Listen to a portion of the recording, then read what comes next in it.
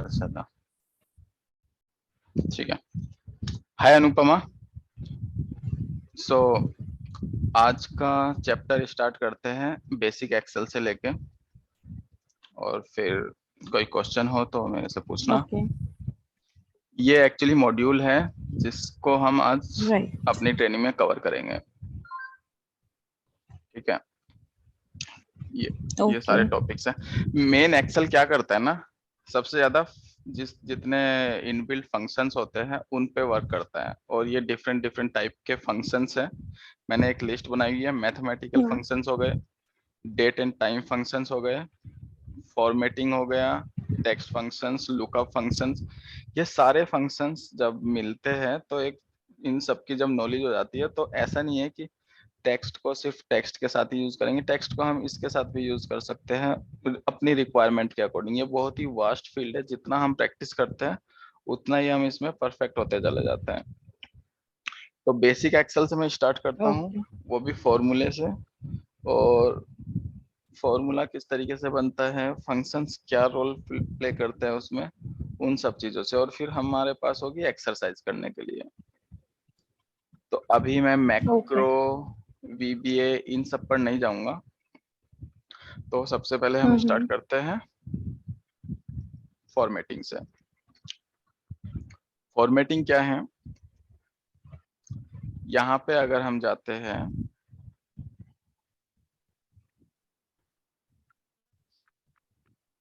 इस वाली एक्सरसाइज में, ये एक अगर मैं नई एक्सेल खोलता हूँ, ये एक न्यू वर्कबुक है और इनको बोलते हैं वर्कशीट। ये जो पूरी एक्सेल फाइल है इसको वर्कबुक बोलेंगे और इसको बोलेंगे वर्कशीट, ठीक है। एक वर्कबुक में मल्टीपल वर्कशीट्स हो सकती है, ठीक है। ये दूसरी वर्कशीट हो गई, ये तीसरी वर्कशीट, और ये सब पार्ट है हमारी इस वर्कबुक का। पहले वर्कबुक आएगा, फिर वर्कबुक के अंदर आएंगे शीट, शीट के अंदर आएंगे कॉलम एंड सेल, ठीक है, कॉलम एंड रो। ये कॉलम हुआ, ए बी सी डी ये कॉलम नेम है, और ये 1 2 3 ये है हमारी रो नंबर। तो जब जहां पर हमारी कॉलम प्लस रो ये मिलके एक वो करती है, मिलती है जहां पर उसको बोलते हैं एक पर्टिकुलर को सेल। सेल हो गया हमारा। जैसे इसको क्या बोलेंगे, कौन सी सेल है ये हमारी, इसको बोलेंगे हम सी C1। ये है सेल ओके C1। ये खाली सी तो हम इस कॉलम को बोलेंगे, ये कॉलम सी है, लेकिन अगर हम इसे बोलना है तो इसे बोलेंगे हम C7। किस सेल पर, C7 पर। एक एक सेल का नाम तो हम इस तरीके से दे सकते हैं। ये हो गया H10। अब इसके बाद आता है हमारी रेंज। रेंज किस तरीके से बनती है, जब बहुत सारी सेल्स होती है वो सब मिलके एक रेंज बनाती है। वो रेंज क्या हुआ, अब इतना अगर एरिया मैंने सेलेक्ट किया हुआ है तो ये एक रेंज हो गई, मतलब A1 से लेके F11 तक ये एक रेंज बन गई हमारी। तो सेल मिलके बनाती है रेंज। कितना क्लियर हुआ फंडा हमारा। पहले राइट वर्कबुक के अंदर शीट्स, शीट्स के अंदर होते हैं column and rows, column and rows मिलके बनाती है एक सेल, और सेल मिलकर बनाती है हमारी एक रेंज। ये बेसिक फंडा क्लियर हो गया हमारा, ठीक है।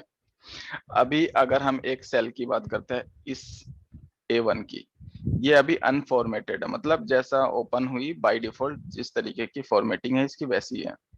अगर इसकी प्रॉपर्टीज हमें देखनी है तो हम देखते हैं, ये कैलिब्री फॉन्ट है इसका। अगर हम कुछ टाइप करते हैं तो कैलिब्री लिखा हुआ है, इसका साइज है हमारा 11, और ये इसका कलर है बाय डिफॉल्ट ऑटोमेटिक ब्लैक, ठीक है।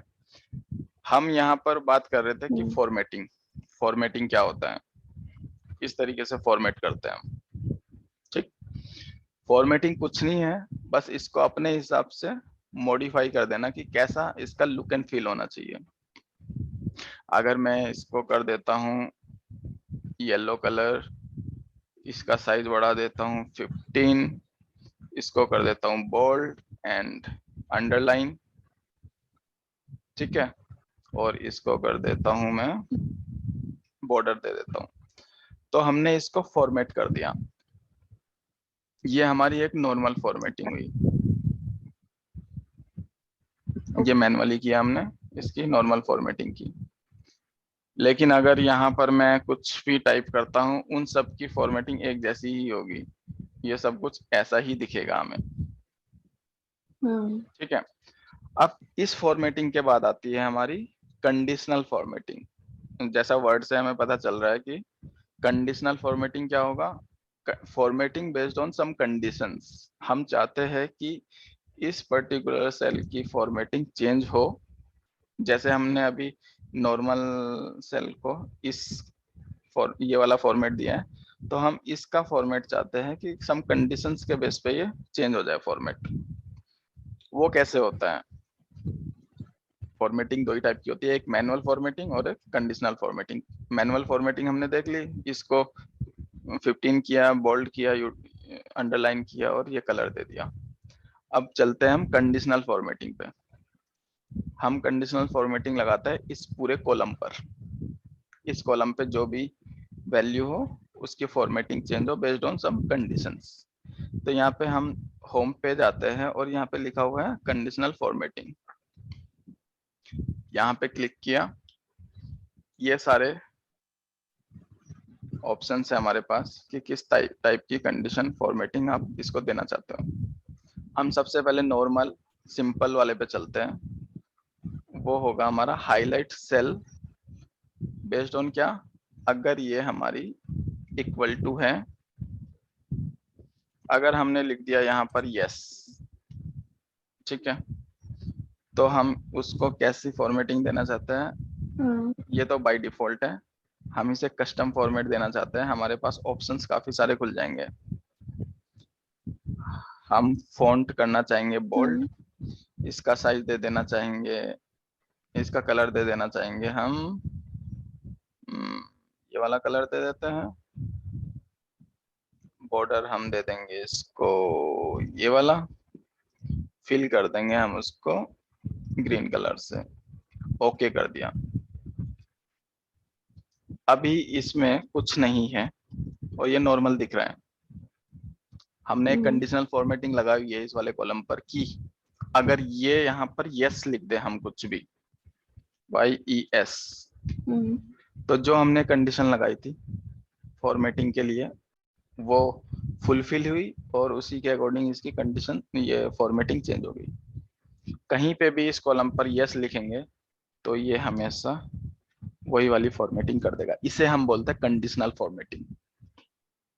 हमने कई सारी जगह पे देखा होगा कि एक डेटा है, उसमें अगर कोई फेल हुआ तो उसको रेड दे दिया, कोई पास हुआ तो उसको ग्रीन कलर दे दिया। तो वो अपने आप ही वैल्यू चेंज होती रहती है ताकि हमें बार बार इसको फॉर्मेटिंग ना देनी पड़े। जब बहुत बड़ा डेटा सेट होता है हमारे पास, ऑटोमेटिक जो भी नंबर चेंज हुए नंबर के अकॉर्डिंग ये फॉर्मेटिंग चेंज होगी। ये हमारी कंडीशनल फॉर्मेटिंग। ऐसे ही अगर हम चाहते हैं कि नो अगर हाई, अगर ये नो आता है तो हम उसे दे देते हैं रेड कलर। रेड कलर इसमें हम चले जाते हैं कस्टम फॉर्मेट में और हम फिल कर देंगे इसको रेड कलर, बाकी सब नॉर्मल रहने देते हैं। ठीक है, जहां पे भी मैं नो लिखूंगा अब वो हो जाएगा रेड। ये हमारी दो टाइप की कंडीशनल फॉर्मेटिंग है। क्लियर है इसमें? कोई क्वेश्चन? ठीक है। नहीं, अब ये तो सिर्फ हमने एक वर्ड, ये तो हमने सिर्फ एक वर्ड डाला है। बट अगर सपोज यहाँ पे पूरा सेंटेंस हो तो उसमें अगर सेंटेंस में भी हमने कोई वर्ड को डिफाइन कर दिया है तो वो हो पाएगा इसमें? अगर यहाँ पे हम चाहते हैं कि I want to learn Excel, ठीक है, यहाँ पर ये पूरा वर्ड लिखा है और हम चाहते हैं जहां पे भी लर्न लिखा है वहां पर कुछ फॉर्मेटिंग चेंज हो जाए। राइट। यहाँ पे जाते हैं, हाईलाइट करते हैं, ये लिखा हुआ है टेक्स्ट दैट कंटेंस, ये बहुत सारे रूल्स हैं। अगर नंबर पे फॉर्मेटिंग करनी है ये कंडीशन लगा सकते हैं, less than, between, equal to, ये सब वो लगा सकते हैं। मैंने एक सिंपल वाला दिखाया था, अगर इक्वल टू ये है तो। अब हम चाहते हैं ओके। कि दैट टेक्स्ट दैट कंटेंस यहाँ पे लिख देते हैं लर्न। अगर कहीं पे लर्न है तो उसको कर देते हैं येलो, हम कर देते हैं ओके। तो यहाँ पे लर्न लिखा हुआ है तो इसलिए इसको हाईलाइट कर दिया उसने। और यहाँ पर भी लर्न खाली भी लिखेंगे तो भी इसको फॉर्मेट करेगा वो। इस टाइप से ये हमारा कंडीशनल फॉर्मेटिंग वर्क करता है। डिफरेंट डिफरेंट टाइप के रूल्स है हम यहाँ पर। ये एक बेसिक है जो बाय डिफॉल्ट दिए हुए हैं। बाकी हमारे पास फॉर्मूला बेस्ड भी आते हैं, उन पे अभी नहीं जाएंगे क्योंकि हमने कोई फॉर्मूले बनाना अभी तक नहीं सीखा है। हम सिर्फ बेसिक कंडीशनल फॉर्मेटिंग पे चल रहे हैं। वो वाला टॉपिक बाद में आएगा जब हम फॉर्मूला सीख लेंगे। ओके ठीक है, ये वाला पार्ट हमने कवर किया है। फॉर्मेटिंग क्या है और कंडीशनल फॉर्मेटिंग क्या है, दो पार्ट हमने कवर किया है अभी तक। राइट। ठीक है, अब इसके बाद आते हैं बहुत ही बेसिक वाले फंक्शंस जो कि हमारे मैथमेटिकल उसमें बहुत ज्यादा यूज होते हैं। जैसे हुआ सम, काउंट, काउंटे, मैक्स, मिन, लार्ज। हम एक्सरसाइज करते रहते हैं और फॉर्मूले सीखते रहते हैं। फर्स्ट एक्सरसाइज पे चलते हैं किस तरीके से ये वर्क करेगा। ओके जहां पे भी येलो लिखा, जहां पे भी येलो सेल्स है, यहाँ पर हमें रिजल्ट लाना है। रिजल्ट क्या लाना है? टोटल दिया हुआ है ये। टोटल मीन्स रवि का तीनों सब्जेक्ट में मिला के टोटल मार्क्स कितने हैं। अगर हम ऐसे करने लगे कि इंग्लिश ये और ये इन तीनों का सम होगा 192 आ गया इसका, इसका भी करेंगे, इसका भी करेंगे और इसका भी करेंगे, ये भी सम आ गया। बट अगर ऐसे बहुत सारी लाइंस होंगी, मैं बार बार थोड़ी ना ये करूंगा। हम सीधे एक में फॉर्मूला लगाते हैं और इसको ड्रैग कर देते हैं नीचे तक जहां तक भी हमें ये वैल्यू चाहिए। ये हुआ एक सिंपल सा फॉर्मूला यूज करना विदाउट किसी फंक्शन। एक तरीका तो ये हुआ, हमने इसमें ऑपरेटर्स यूज किए हैं, मैथमेटिकल ऑपरेटर्स जो होते हैं ये वाले यूज किया है, ये वाला। ठीक है, दूसरा तरीका क्या है, हम इसको फंक्शंस का वो कर सकते हैं। अगर यहाँ पे तो हमारे तीन ही होते हैं सिर्फ। अगर हमारे पास एक बहुत लंबी सी लिस्ट हो, ये फिर एक एक करके हम थोड़ी ना जाते रहेंगे कि पहले ये प्लस ये तो बहुत लंबा बन जाएगा। अगर ऐसा सिनेरियो हम देखते हैं, फंक्शंस की रिक्वायरमेंट क्यों होती है जब हम मैथमेटिकल ऑपरेटर से अगर वर्क कर सकते हैं तो फंक्शंस की रिक्वायरमेंट कहाँ है, वो मैं बताता हूँ। ये देखो कितना बड़ा बन गया फॉर्मूला, और ये तो बहुत छोटा सा ही वो लिया है मैंने। हो सकता है बहुत लंबा सा हो और उसमें एक एक करके प्लस प्लस प्लस करते रहे, ये हमारा टाइम वेस्ट करेगा बहुत ज्यादा। तो ऐसी सिचुएशन में क्या करते हैं, फंक्शंस का यूज होता है। फंक्शंस की जरूरत पड़ती है। क्या फंक्शन लगाऊंगा मैं यहाँ पे इन तीनों को सम करने के लिए? सम का मतलब हमें पता है, SUM। सम का मतलब होता है ऐड करना। ठीक है, जैसे हम सम टाइप करते हैं यहाँ पर, ये हमें बोल रहा है add all the numbers in a range of cells. जैसे ही हमने सम वो किया, इसके बाद सम फंक्शन खत्म हो गया और हमें इसको स्टार्ट करना है, इसके अंदर पैरामीटर्स वैल्यू सप्लाई करनी है ऐसे। जैसे सम के बाद हमने ब्रैकेट लगाया, अब इसमें पैरामीटर्स वैल्यू सप्लाई करने के लिए बोल रहा है। क्या मतलब है इसका? ये जो बोल्ड में देख रहे हो, पहला नंबर है नंबर 1 और ये थोड़ा सा बोल्ड है, राइट? दिख रहा है? इसके बाद है कोमा और इसके बाद फिर नंबर 2 है। नंबर 2 बोल्ड नहीं है लेकिन वो एक ब्रैकेट के अंदर है। इन दोनों में क्या डिफरेंस है? इन दोनों में डिफरेंस ये है कि अगर ये फंक्शन का यूज करना है, सम फंक्शंस का यूज करना है हमें, तो एक वैल्यू रिक्वायर्ड है और दूसरी वैल्यू हमारे पास ऑप्शनल है। ठीक, तो अगर हमने एक वैल्यू भी दी और हमने इसको ब्रैकेट बंद कर दिया तो ये वर्क करेगा, लेकिन एक ही को ऐड करेगा वो। अगर हमने कोई वैल्यू नहीं दी और इसको ब्रैकेट को बंद कर दिया तो ये एरर देगा। ठीक है, ये मतलब है इसका।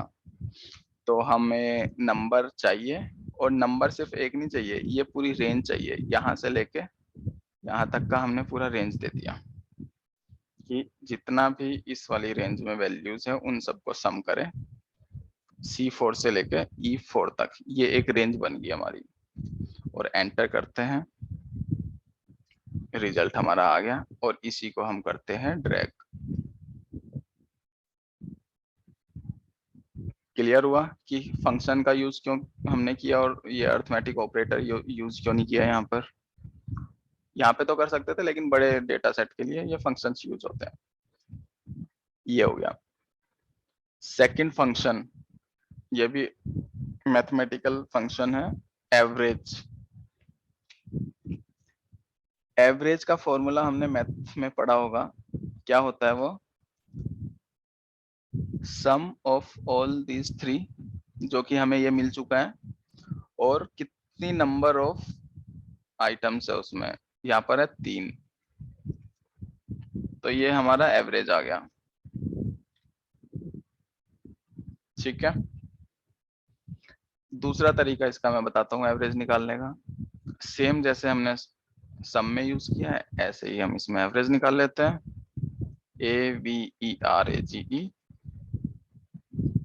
सेम वही, कितने नंबर्स चाहिए, एक नंबर रिक्वायर्ड है, इन तीनों को सेलेक्ट किया, ये हमारी रेंज हो गई, और ब्रैकेट बंद किया, एंटर, और ये हमारा निकल गया एवरेज। क्लियर, एवरेज फंक्शन का यूज कर लिया हमने, सम फंक्शन का यूज कर लिया। अब यहाँ पर आती है फेल पास्ट। फेल पास्ट के लिए हमें दिया हुआ है, ये कंडीशन दी हुई है, फेल्ड अगर होता है, फेल्ड हमें चाहिए अगर एवरेज लेस देन 50 है, और पास्ट चाहिए अगर एवरेज ग्रेटर देन 50 है। ग्रेटर देन और इक्वल टू 50 है, ये कंडीशन होनी चाहिए। ठीक है, तो कंडीशन के लिए क्या होता है, हमेशा अगर हम इंग्लिश के उससे कोई वर्ड सोचते हैं तो इफ, अगर ऐसा है तो वैसा हो, वैसा है तो वैसा हो, इफ ही आता है हमारे पास। अगर ऐसा हुआ तो यहाँ पे भी एक रिजर्व वर्ड होता है एक्सेल में, इफ, और इफ भी ये हमारा होता है फंक्शन, लॉजिकल फंक्शंस में आता है ये। लॉजिकल्स कहाँ है, ये वाले, इफ, जब हमें कुछ कंडीशन के बेस पे कोई रिजल्ट चाहिए होता है। कैसे यूज करते हैं इफ का, इक्वल टू हमेशा यूज करेंगे सबसे पहले किसी भी फंक्शन का यूज करने के लिए। प्रेस करते हैं इफ, जैसे हमने टाइप किया इफ, तो ये बोलता है check whether a condition is met and return one value if true and another value if false. अगर सबसे पहले हम एक कंडीशन चेक करेंगे, 3 पैरामीटर्स वैल्यू चाहिए इसमें। लॉजिकल टेस्ट, लॉजिकल टेस्ट मतलब हमें चेक क्या करना है, क्या टेस्ट करना है। टेस्ट हमें ये करना है कि अगर एवरेज लेस देन 50 है, अगर ये वैल्यू लेस देन का साइन होता है ये, अगर ये छोटे वाला साइन इसकी तरफ है, इसका मतलब हमें ये चेक करना है कि अगर ये छोटा है तो लेस देन 50 है, ये कंडीशन बन गई हमारी। अगर ये ट्रू होती है, वो बोल रहा है कि ट्रू अगर है, वैल्यू इफ ट्रू, अगर वैल्यू ट्रू है तो क्या चाहिए हमें, हमें चाहिए पास्ट, वो हमें चाहिए फेल्ड अगर लेस देन 50 है, अदरवाइज पास्ट। तो फेल्ड लिखने के लिए हमें डायरेक्ट फेल्ड नहीं लिखना है, हम टेक्स्ट वैल्यूज को डबल कोटेशन मार्क के अंदर लेते हैं, ताकि वो बिहेव करे कि हमें पता चल जाए। एक्सेल हमेशा टेक्स्ट वैल्यूज को डबल कोट्स के अंदर लेता है, और जो नॉर्मल नंबर्स होते हैं उनको विदाउट कोट्स लेता है, तो ये हमेशा ध्यान रखना है। यहाँ पर ओके अगर ये कंडीशन शुरू वो हुई ट्रू हुई तो हमें फेल्ड चाहिए। अगर हम डायरेक्ट फेल्ड लिखेंगे विदाउट डबल कोट्स तो वो हमारा एरर देगा, क्योंकि ये हमारी टेक्स्ट वैल्यू है और टेक्स्ट वैल्यू को विदाउट डबल कोट्स नहीं ले सकते, ये ध्यान रखना है हमेशा। देखो अब अगर ये ट्रू हुई तो फेल्ड आ जाएगा। अब वो बोल रहा है कि वैल्यू इफ फॉल्स, अगर ये कंडीशन फॉल्स हुई तो क्या चाहिए हमें, तो हम लिख देंगे पास्ट। अगर ये कंडीशन फेल होती है तो हमें पास्ट चाहिए।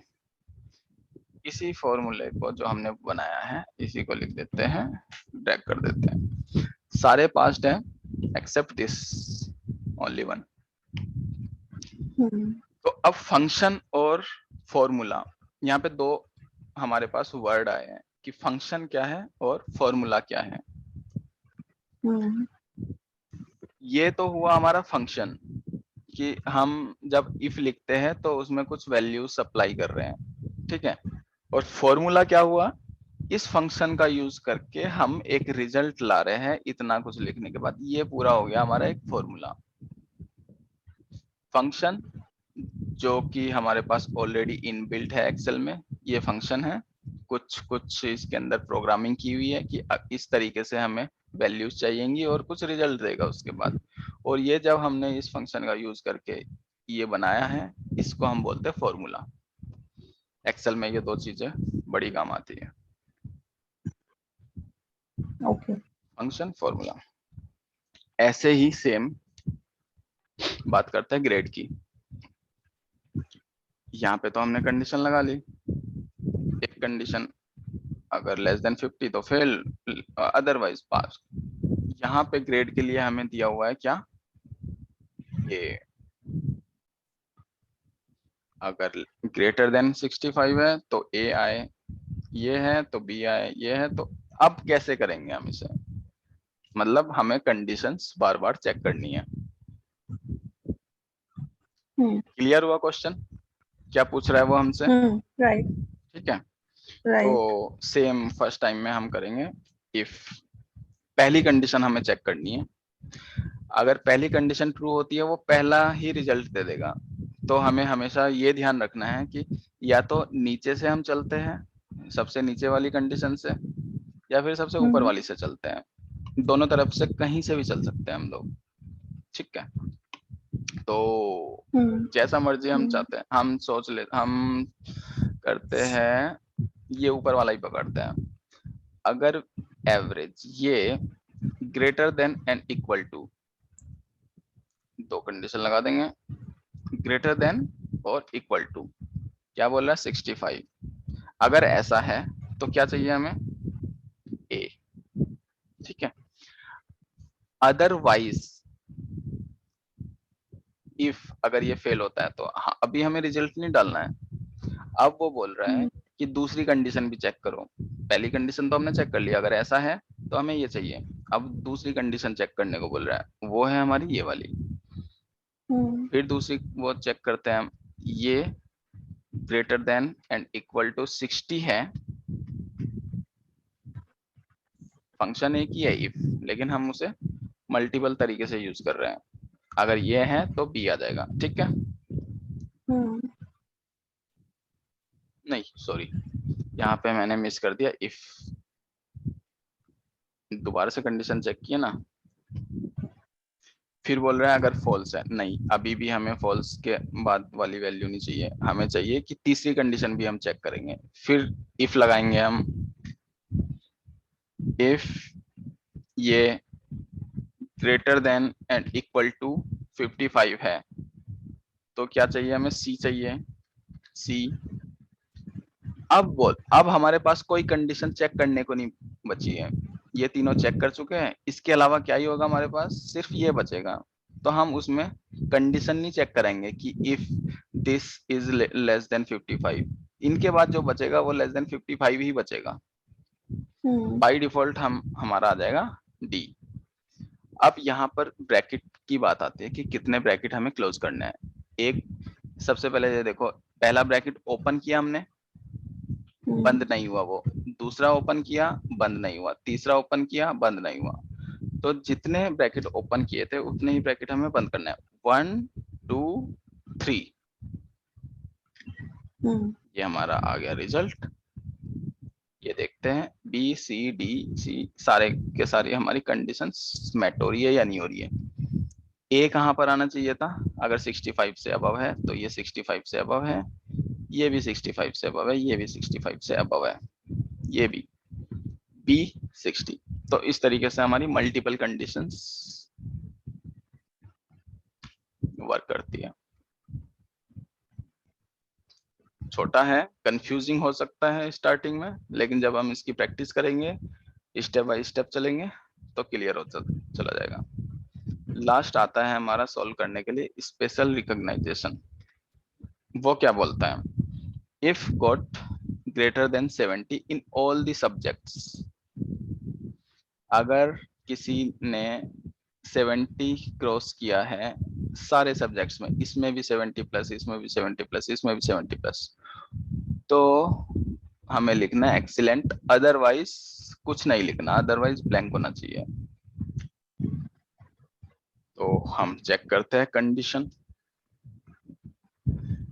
यहाँ पे देखो, ये तो हमारा कंडीशन चेक करने के लिए हो गया, और ये होता है एंड। एंड मतलब एंड का मतलब होता है ये भी और ये भी, सब कुछ ही ट्रू होना चाहिए।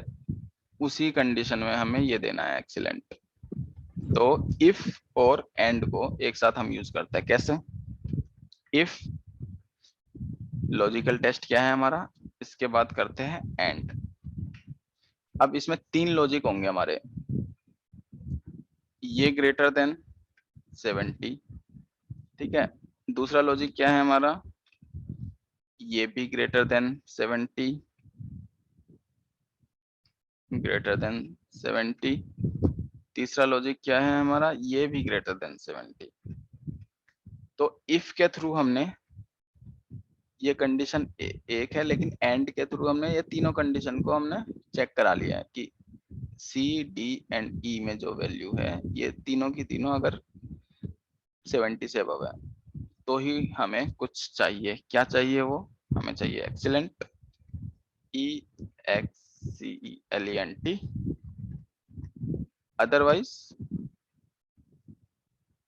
अदरवाइज कुछ नहीं चाहिए। कुछ नहीं चाहिए का मतलब ब्लैंक। एंटर। इसी को ट्रैक करते हैं फॉर्मूले को, तो कहीं पे कुछ नहीं आया, सब ब्लैंक है। इसका मतलब किसी भी सब्जेक्ट, किसी भी स्टूडेंट के नंबर ग्रेटर देन 70 सब में नहीं है। हम यहाँ पे देखते हैं 65 को हम बनाते हैं 71, और इसको 70 को बना देते हैं 72। तो यहाँ पे 70 एक्सीलेंट आ गया वो, क्योंकि ये तीनों के तीनों सब्जेक्ट में उसके 70 प्लस है। आज के लिए इतना काफी है। नेक्स्ट क्लास में हम बाकी दूसरे फंक्शंस कवर करेंगे। Alright, thank you for joining. कोई क्वेश्चन Thanks, होगा आप Aditya. पूछ I mean, सकते हैं। it was very helpful for me, and yes, I mean, it will be addable to my knowledge. Yes, So great. मेरा purpose I'll ये है कि स्टूडेंट्स को उनका उसका बेनिफिट मिले। अगर मैं कुछ सिखा रहा हूँ अच्छे से सीख पाए। कोई क्वेश्चन होगा नेक्स्ट क्लास में, आप क्वेश्चन ला सकते हो अपने, ठीक है। yeah, definitely. Alright, thank you, bye bye. Thanks, Aditya. Bye.